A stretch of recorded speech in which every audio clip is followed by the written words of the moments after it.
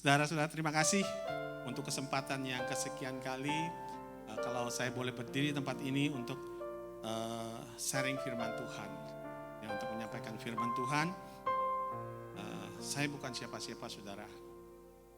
Tapi saya mau belajar. Dalam hidup kita mau belajar. Bahwa kita melayani Tuhan di setiap keadaan kita. Apapun yang kita hadapi, layanilah Tuhan. Ya, puji Tuhan. Mari kita buka Alkitab kita bersama-sama di dalam Injil Matius. Injil Matius pasal 14 ayat yang ke-24 sampai dengan 33. Injil Matius pasal 24 ayat 24 sampai dengan 33. Kalau sudah ketemu sama-sama kita katakan amin. Haleluya. Mari kita baca bersama-sama Injil Matius pasal 14 ayat 24 sampai dengan 33. Saya bacakan yang genap, Bapak Ibu baca yang ganjil.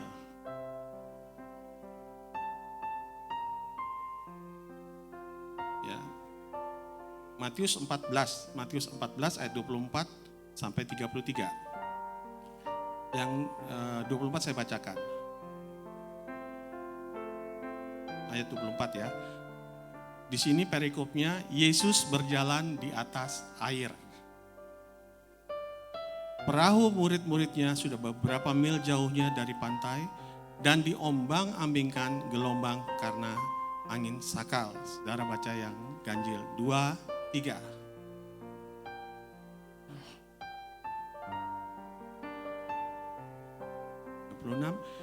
Ketika murid-muridnya melihat dia berjalan di atas air, mereka terkejut dan berseru, "Itu hantu!" Lalu berteriak-teriak karena takut. 27, 2, 3.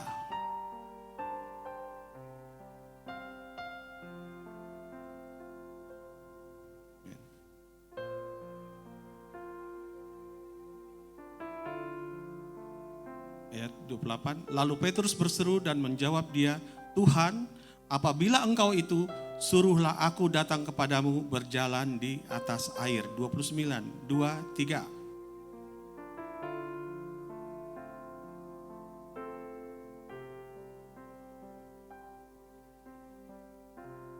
Selanjutnya 30, tetapi ketika dirasanya tiupan angin, takutlah ia dan mulai tenggelam lalu berteriak, "Tuhan, tolonglah aku." 31.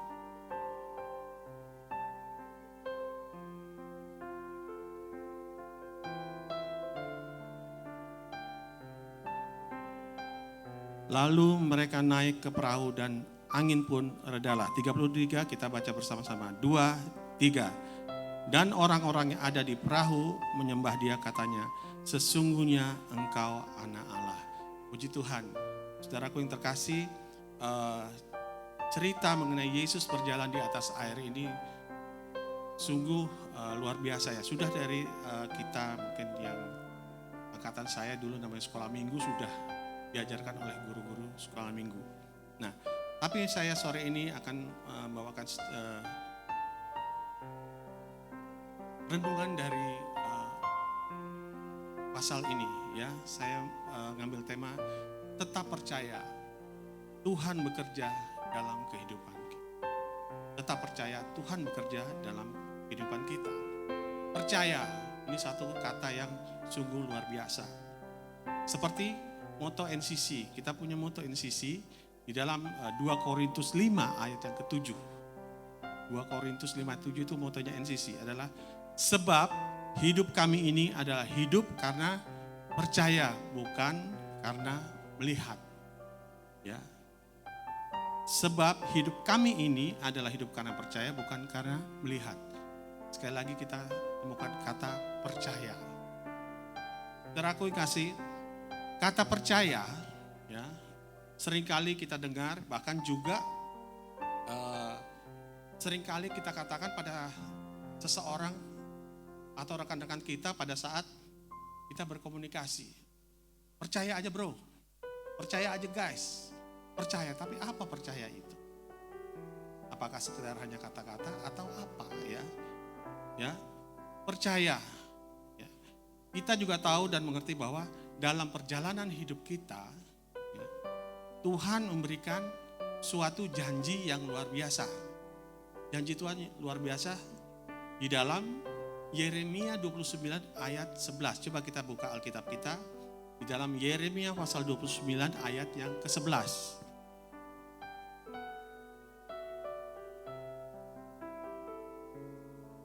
Yeremia pasal 29 ayat ke-11. Bisa minta bantuan dari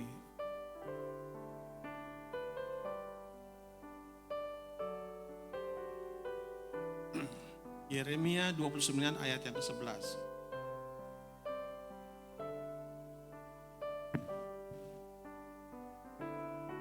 Ya, Yeremia 29 ayat 11 dikatakan, sebab aku ini mengetahui rancangan-rancangan apa yang ada padaku mengenai kamu, demikianlah firman Tuhan, yaitu rancangan damai sejahtera dan bukan rancangan kecelakaan, untuk memberikan kepadamu hari depan yang penuh harapan. Ya, di sini dalam Yeremia 29 katakan rancangan damai sejahtera. Itu janji Tuhan dalam kehidupan kita. Juga ada bukan rancangan kecelakaan, bahkan dikatakan memberikan hari depan yang penuh harapan. Ini Yeremia katakan. Nah, bagaimana kita bisa menikmati hal itu? Kita bisa mendapatkan hal itu, kata kuncinya adalah percaya. Percaya. Percaya pada Tuhan, ya. Dari ayat ini kita bisa mengerti bahwa Tuhan memberikan kita semua ya, sebuah mimpi pasti. Kita diberikan sebuah mimpi untuk dapat mencapai dan menikmatinya. Yaitu tadi, rancangan damai sejahtera. Tuhan memberikan kita mimpi. Dan untuk sampai ke tahap itu kita bisa menikmatinya, saya dan saudara harus percaya. Ya. Karena dalam kata percaya itu adalah satu bukti bahwa kita sungguh menyerahkan kehidupan kita ke dalam tangan Tuhan. Artinya apa? Tindakan percaya juga harus disertai dengan iman. Tidak hanya percaya saja, tapi harus ada iman. Karena apa? Dalam sebuah mimpi dari Tuhan akan selalu membutuhkan iman.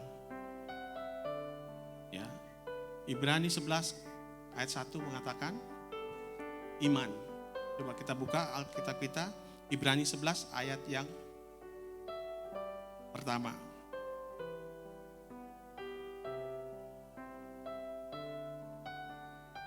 Ibrani pasal 11 ayat yang pertama dikatakan, iman adalah dasar dari segala sesuatu yang kita harapkan dan bukti dari segala sesuatu yang tidak kita lihat. Jadi kita belum mendapatkan hal itu. Tapi kita percaya, pasti kita bisa mendapatkan hal itu. Nah, kalau kita kembali ke ayat pokok kita dalam Matius 24 tadi, kalau kita lihat ayat yang ke-28 ya. Di sini kita bisa melihat bagaimana Petrus ya. Petrus adalah murid Tuhan Yesus yang luar biasa. Dia adalah seorang murid yang aktif dan juga dia orangnya reaktif ya. Nah, di sini kalau kita melihat bahwa Petrus melihat bahwa Yesus berjalan di atas air. Yesus sedang berjalan di atas air. Maka dalam diri Petrus juga punya keyakinan. Dia punya mimpi. Mimpinya apa? Bahwa dia juga bisa berjalan di atas air. Ya. Petrus juga bisa berjalan di atas air. Karena apa? Karena Petrus percaya yang menyuruhnya adalah Yesus. Dia mampu melakukan itu apabila Yesus yang ada bersama dengan dia. Jadi di sini saudaraku, kita bisa pahami bahwa Petrus juga memiliki mimpi. Mimpi bahwa dia mampu berjalan di atas air asalkan Yesus yang memanggilnya untuk melakukan hal tersebut. Jadi apapun mimpi saya dan saudara, serahkan pada Yesus. Pasti kita mampu, kita bisa mencapai hal-hal tersebut. Asalkan kita taruh di dalam iman percaya kita kepada Yesus Kristus. Ya Bapak Ibu. Saudara kekasih, saya saat ini sedang bekerja di salah satu perusahaan recycle plastik ya. Setiap pagi, setiap harinya kami ada namanya briefing pagi. Jadi untuk menyampaikan rencana kerja setiap harinya di hari tersebut ataupun di dalam minggu yang berjalan. Nah saudara, kadang-kadang target dari perusahaan itu saya sampaikan kepada tim kami ya. Nah saat target disampaikan, biasa, namanya para pekerja biasa. Belum dilakukan kadang-kadang sudah menolak. Wah Pak nggak bisa. Wah Pak susah ini Pak. Bapak enak, Bapak cuma nyuruh-nyuruh, saya yang kerja Pak. Begitu. Padahal kita juga sudah menghitung kemampuan dari masing-masing. Kenapa? Karena mereka nggak percaya dengan kekuatannya, kemampuannya. Nah umumnya kita begitu. Belum dilakukan kita sudah menolak. Ya, jadi kadang-kadang hal-hal tersebut susah untuk kita dapatkan, susah untuk kita capai. Karena apa? Sudah ada terjadi penolakan dalam kehidupan kita. Ya. Jadi waktu disampaikan target tersebut sudah ada penolakan. Saya bilangin, coba dulu, pasti bisa. Nah, mulai mereka berpikir, bagaimana caranya Pak? Lakukan, percaya pasti bisa. Nah puji Tuhan, Bapak Ibu, target yang diberikan oleh perusahaan minggu ini itu tercapai. Nah kalau kita lihat di sini apa saudara? Begitu tercapai luar biasa kan? Tetapi apa? Waktu kita mau melakukannya sulit mungkin, banyak tantangan kita hadapi. Ya kan? Terjadi penolakan. Karena belum mau melakukannya. Kenapa? Mereka melihat dengan situasi. Tidak percaya dengan kemampuan diri mereka sendiri. Terkadang kita juga gitu. Waktu Tuhan janjikan masa depan yang penuh harapan, kita sangsi. Apa iya sih Tuhan? Saya bisa meraih itu. Apa iya sih? Orang sekarang krisis saja sudah kedengaran di mana-mana. Inflasi di mana-mana. Masa bisa sih Tuhan? Ya kan? Resesi mungkin akan terjadi. Tapi kalau kita percaya pada Tuhan, menyerahkan hidup kita percaya pada Tuhan, resesi tidak ada di anak Tuhan. Yang ada adalah resepsi. Ya, anak-anak Tuhan tuh adanya resepsi. Ya, haleluya. Jadi intinya apa saudara? Percaya. Serahkan pada Tuhan, lakukan dengan iman, pasti bisa. Pasti kita mampu. Karena apa? Tuhan kita lebih besar dari setiap masalah yang kita hadapi. Nah, terus langkah selanjutnya setelah percaya apa? Ambil keputusan. Keputusannya bagaimana? Seperti tadi dengan tim kerja saya. Cara kerja mereka rubah. Ya, cara kerja mereka rubah. Ada satu orang yang dinonaktifkan, bukan untuk melakukan kegiatan, tapi untuk mensupport teman-temannya. Saat dia membuka dirinya dan percaya bahwa dia mampu, pasti dia dapatkan. Jadi kembali ke firman Tuhan tadi di dalam Matius 24. Jadi harus ada keputusan. Ya. Kita percaya, ambil keputusan, lakukan. Yesus mengatakan kepada Petrus untuk menghampirinya. Petrus mengatakan, Tuhan jika itu engkau, saya mau datang ke sana. Yesus katakan apa? Datanglah. Nah, apa yang dilihat Petrus di sini? Dia percaya itu adalah Tuhan yang nyuruh, maka dia dapat melakukan hal itu. Dia berjalan, dia mampu berjalan di atas air untuk menghampiri Tuhan Yesus. Ya, jadi ada langkah yang diambil oleh Petrus. Ada langkah iman yang diambil oleh Petrus ya untuk dia berjalan menghampiri Yesus. Nah, saudara, iman adalah sebuah kata kerja yang aktif. Jadi iman itu adalah kata kerja yang aktif, bukan sesuatu yang pasif. Jadi begitu juga dalam kehidupan kita. Iman kita, iman saya dan saudara haruslah aktif. Ya. Dalam kehidupan ini, kita harus bisa mengambil keputusan dan aktif untuk mendapatkan atau mencapai apa yang kita harapkan terjadi dalam kehidupan saya dan saudara. Ya. Nah, saat kita mengambil keputusan, melakukan untuk mendapatkan sesuatu janji-janji Tuhan, itu bukanlah hal yang gampang, Bapak Ibu. Kenapa? Seringkali kita akan mendapatkan kesulitan. Selalu ada kesulitan yang kita hadapi. Ya. Kalau kita lihat di dalam Matius 14 ayat yang 30a ya, di situ saya. Tetapi ketika dirasanya tiupan angin, takutlah ia dan mulai tenggelam dan berteriak, Tuhan tolonglah aku. Terkadang dalam kehidupan kita punya semangat. Tapi begitu dijalani, belum kita dapatkan, sudah mulai loyo, sudah mulai khawatir. Bisa enggak ya? Yang tadinya semangat, bisa enggak ya? Kita bukan percaya lagi, tetapi apa? Sudah melihat keadaan sekitar kita. Kita melihat keadaan yang nyata, bukan dengan iman lagi. Inilah yang kadang-kadang membuat kita jauh daripada Tuhan.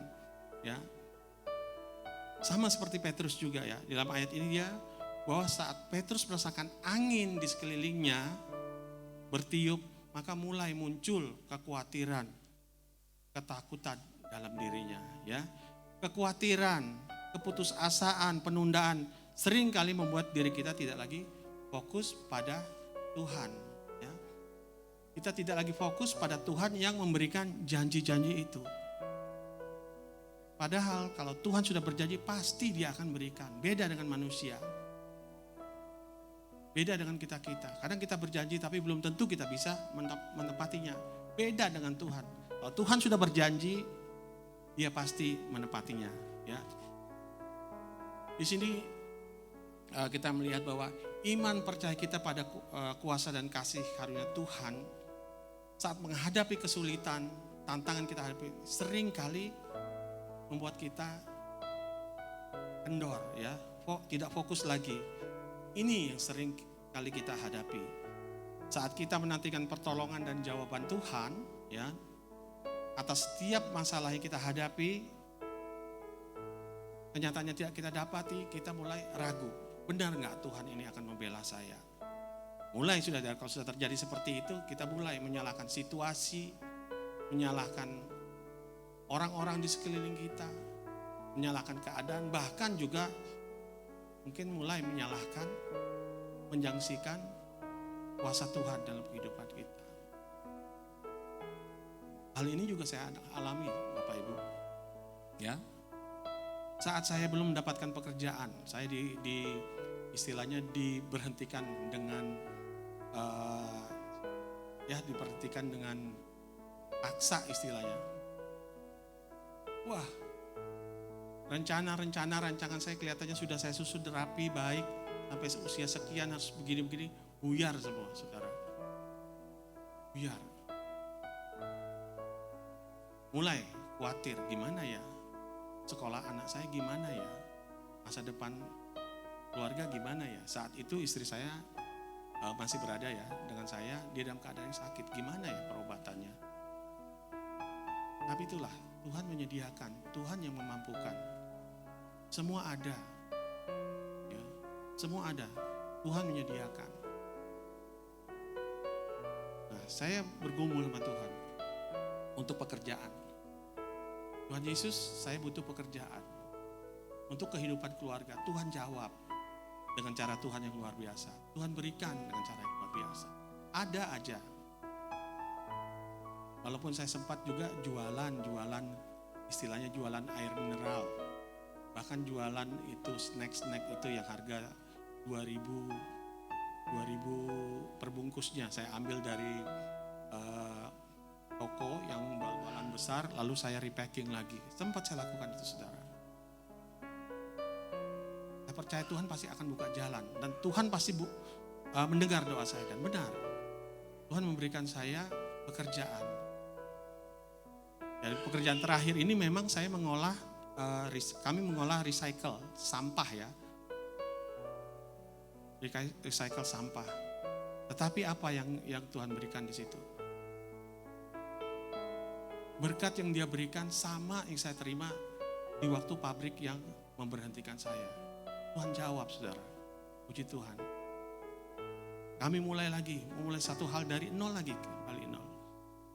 Lalu tiba-tiba istri saya dipanggil Tuhan, ya saudara. Selama dia sakit saya juga berdoa, Tuhan sembuhkan. Kalau Tuhan sudah jawab doa saya untuk mendapatkan pekerjaan, pasti Tuhan sembuhkan istri saya juga. Saya yakin itu. Tapi kenyataannya enggak, saudara. Doa saya, permintaan saya yang ini enggak dijawab.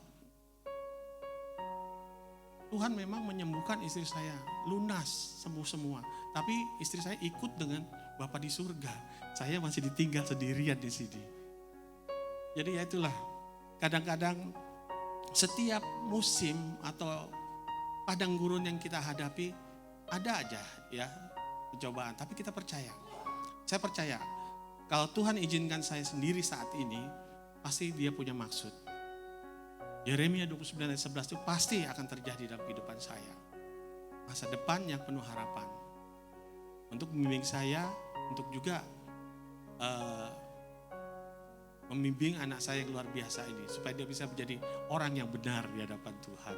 Haleluya. Jadi saudara, jadi saat jawaban atas doa dan permohonan kita itu belum terjawab, itu bukan berarti bahwa Tuhan tidak mendengarkan atau Tuhan tidak tahu pergumulan hidup yang kita alami.